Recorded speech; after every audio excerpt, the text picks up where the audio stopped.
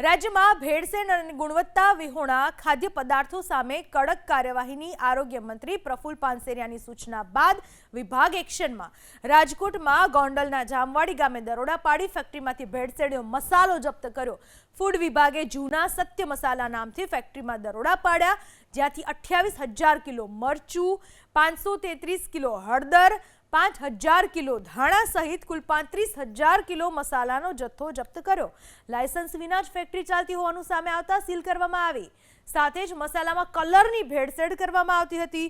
Food વિભાગે કુલ 1,15,00,000 થી વધુનો ભેળસેળિયો મસાલો ઝડપી પાડ્યો છે અને સમગ્ર મામલે વધુ તપાસ હાથ ધરવામાં આવી છે। ફૂડ વિભાગે જૂના સત્ય મસાલા નામથી ફેક્ટરીમાં દરોડા પાડ્યા, જ્યાંથી 28,000 કિલો મરચું, 533 કિલો હળદર, 5,000 કિલો ધાણા સહિત કુલ 35,000 કિલો મસાલાનો જથ્થો જપ્ત કર્યો।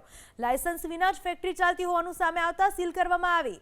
સાથે જ મસાલામાં કલરની ભેળસેળ કરવામાં આવતી હતી।